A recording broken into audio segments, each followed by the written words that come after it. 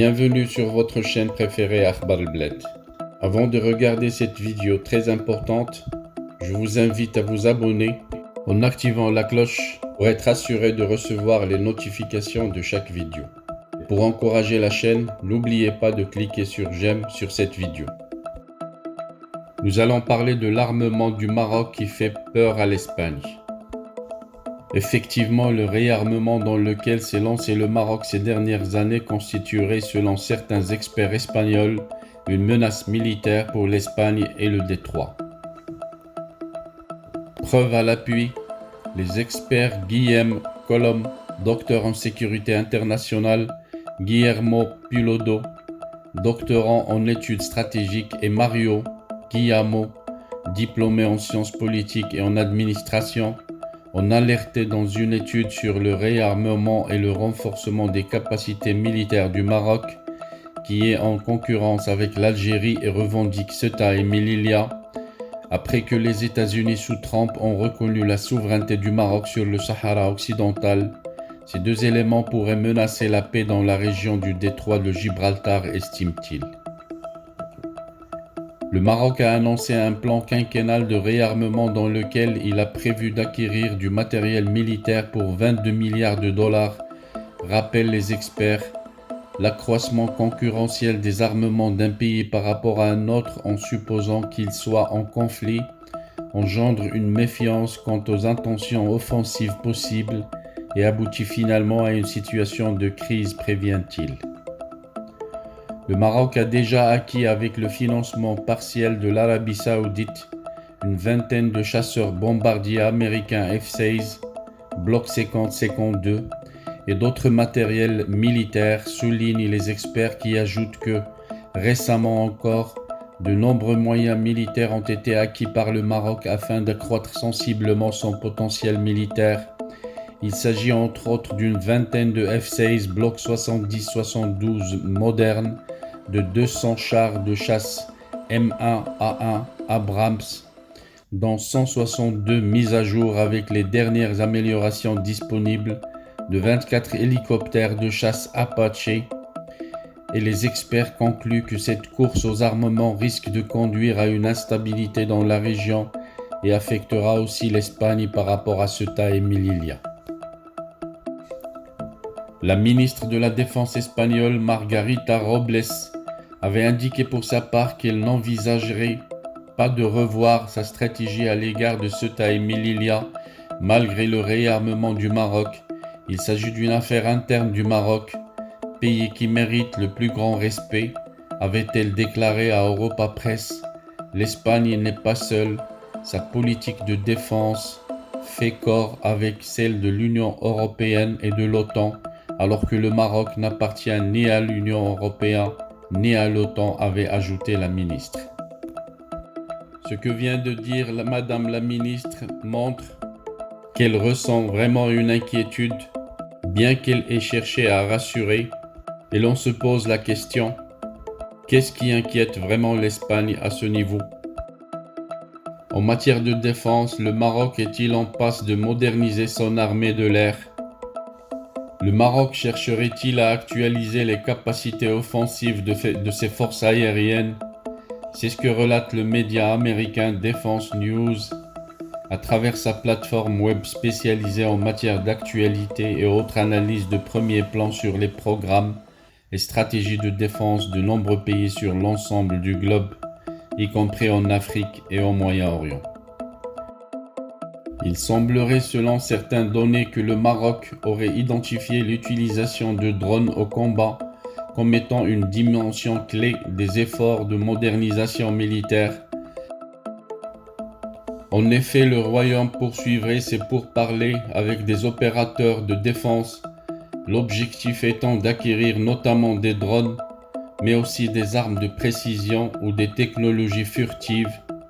Les États-Unis ont été les plus efficaces pour stimuler l'accès du Maroc aux armes furtives, en particulier aux drones américains et aux munitions à guidage de précision,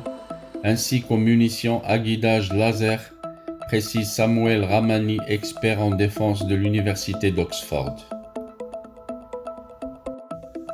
Reuters avait rapporté en décembre 2020 que le Royaume était sur le point de signer un accord avec l'administration Trump pour l'acquisition de 4 drones MQ-9B Sea Guardian, un accord qui devait être suivi de l'achat de 12 drones Bayraktar TB2 de moyenne altitude et de longue endurance à la société turque Baykar dans le cadre d'un accord de 70 millions de dollars, et Samuel Ramani, l'expert en défense à l'université d'Oxford,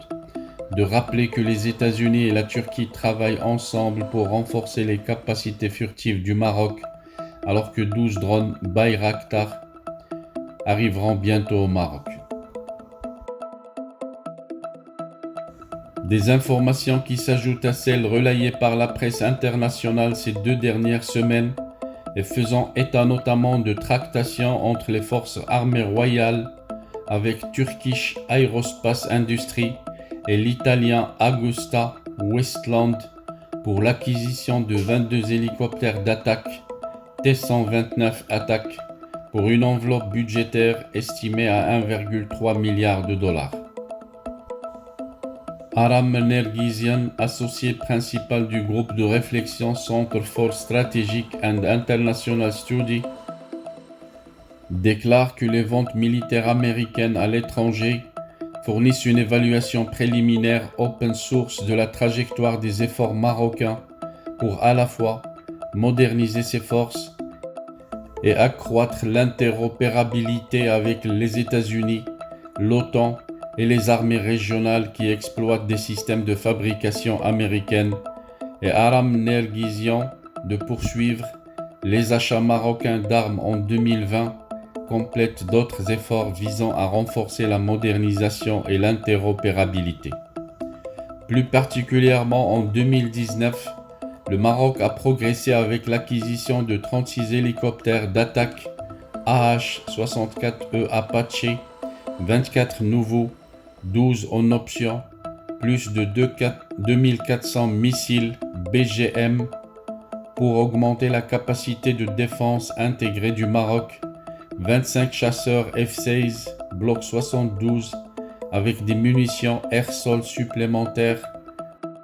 en plus du soutien au maintien en puissance pour améliorer l'intégration des systèmes et la maintenance du cycle de vie des chasseurs. Pour autant, le Maroc se tourne également vers l'Est pour diversifier ses sources d'armes. Selon Defense News, le Royaume a signé plusieurs accords avec la Russie et la Chine pour des équipements militaires, notamment des missiles à courte et moyenne portée. À voir tout cela, on en conclut que le Royaume du Maroc s'est attelé durant ces dernières années à renforcer son armement en dotant notamment les forces armées royales de matériel militaire de pointe et de dernière génération, au point d'en inquiéter plus d'un pays, notamment européen. Depuis quelques années, le Maroc a lancé une vaste campagne de réarmement ponctuée d'acquisition massive de matériel militaire,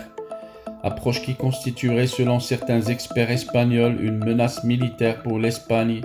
et le Détroit, une menace militaire dont on parle l'étude dont on a parlé au début de cette vidéo. Bref, au moment où les médias espagnols portent un intérêt particulier aux négociations avancées sur l'acquisition d'armes entre le Maroc et la Turquie, la ministre de la Défense espagnole avait fait une sortie médiatique pour tirer les choses au clair. Ceci suite au transfert par le Maroc des drones obtenus auprès de la Turquie vers sa base militaire d'Al Arwi à Nador, à quelques 30 km de Melilla. Cette sortie médiatique de la ministre espagnole avait intervenu dans le cadre de l'important intérêt accordé par les médias espagnols aux négociations avancées entre le Maroc et la Turquie pour l'acquisition de 22 hélicoptères d'attaque pour une valeur de 1,3 milliard de dollars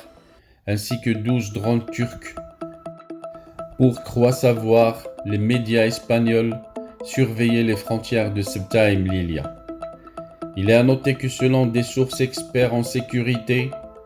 Tous les appareils que le Maroc a acquis sont des drones intelligents pouvant être exploités dans diverses missions, notamment en matière de surveillance du territoire et de lutte contre le trafic et l'immigration.